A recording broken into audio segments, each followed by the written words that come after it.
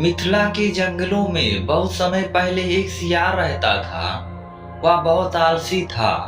पेट भरने के लिए खरगोश व चूहों का पीछा करना व उनका शिकार करना उसे बड़ा भारी काम लगता था। शिकार करने में मेहनत तो करनी ही पड़ती है। सियार का दिमाग शैतानी था।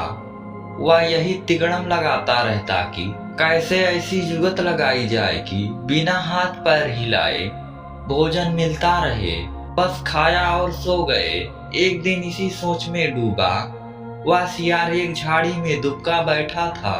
बाहर चूहों की टोली उछल कूद व भाग दौड़ करने में लगी थी। उसने एक मोटा सा चूहा था जिसे दूसरे चूहे सरदार कहकर बुला रहे थे और उसका आदेश मान रहे थे। सियार उन्हें देखता रहा। उसके मुंह से लार टपकती रही। फिर उसकी दिमाग में एक तरकीब आई। जब चूहे वहां से चले गए तो उसने दबे पांव उनका पीछा किया। कुछ ही दूर पर चूहों की बिलें थी। सियार वापस लौटा। दूसरे दिन वह प्रातः ही वह उन चूहों की बिल के पास जाकर एक टांग पर खड़ा हो गया। उसका मुंह उगते सूरज की ओर था। आंखें बंद थी। चूहे बिलों से निकले तो सियार को इस अनोखी मुद्रा में खड़े देखकर हैरान रह गए। एक चूहे ने जरा सियार के निकट जाकर पूछा, सियार मामा, तुम इस प्रकार एक टांग पर क्यों खड़े हो? सियार ने एक आंख खोल कर देखा। मूर्ख, तूने मेरे बारे में कुछ नहीं सुना अभी।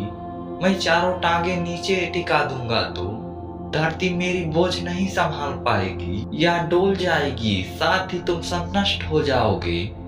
तुम्हारे ही कल्याण के लिए मुझे एक टांग पर खड़े रहना पड़ता है। चूहों में खुसुर फुसुर हुई। वे सियार के निकट आकर खड़े हो गए।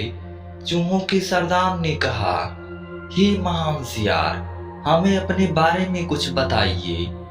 सियार ने ढोंग रचा, मैंने सैकड़ों वर्ष हिमालय पर्वत पर एक टांग पर खड़े होकर तपस्या की है। मेरी तपस्या समाप्त होने पर सभी देवताओं ने मुझ पर फूलों की वर्षा की। भगवान प्रकट होकर कहा कि तेरे तप से मेरा भार इतना हो गया कि मैं चारों पैर धरती पर रखूं तो धरती गिरती हुई ब्रह्मांड को फोड़कर दूसरी ओर निकल जाएगी। धरती मेरी कृपा पर ही टिकी रहेगी। तब से मैं एक टांग पर ही खड़ा हूँ।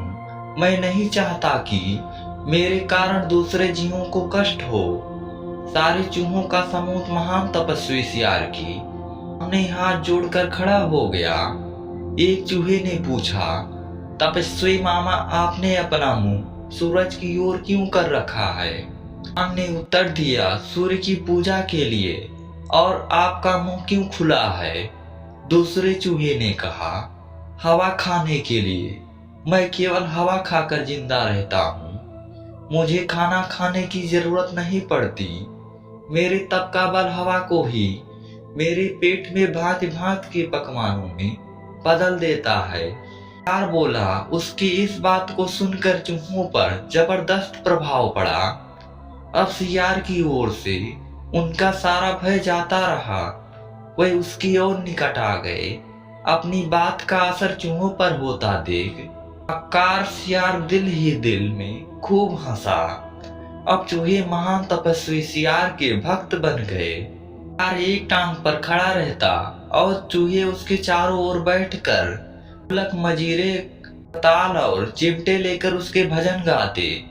सियार सियारम भजनम भजनम। कीर्तन समाप्त होने के बाद चूहों की टोलियां भक्ति रस में डूबकर अपने बिलों में घुसने लगती तो सियार सबसे बाद के 3-4 चूहों को दबोचकर खा जाता। फिर रात भर आराम करता, सोता और डकारे लेता। सुबह होते ही फिर वह चूहों के बिलों के पास आकर एक टांग पर खड़ा हो जाता और अपना नाटक चालू रखता। चूहों की संख्या कम होने लगी। चूहों के सरदार की नजर से यह बात छिपी नहीं रही। एक दिन सरदार ने सियार से ही पूछा, महात्मा सियार, मेरी टोली के चूहे मुझे कम होते नजर आ रहे हैं। ऐसा क्यों हो रहा है? सियार ने आशीर्वाद की मुद्रा में हाथ उठाया। हे चतुर्मुसा, तो होना ही था। जो सच्चे मन से मेरी भक्ति करेगा वह सशरीर वैकुंठ हो जाएगा। से चूहे भक्ति का फल पा रहे हैं कि सरदार ने देखा कि सियार मोटा हो गया है, कहीं उसका पेट ही तो वैकुंठ लोक नहीं है जहां चूहे जा रहे हैं। कि सरदार ने बाकी बचे चूहों को चेताया और स्वयं उसने दूसरे दिन सबसे बाद में बिल में घुसने का निश्चय किया। भजन समाप्त होने के बाद चूहे बिलों में घुसे। सियार ने सबसे अंत के चूहे को दबोचना चाहा। चूहों का सरदार पहले ही चौकन्ना था। वह दांव मारकर सियार का पंजा से बच गया।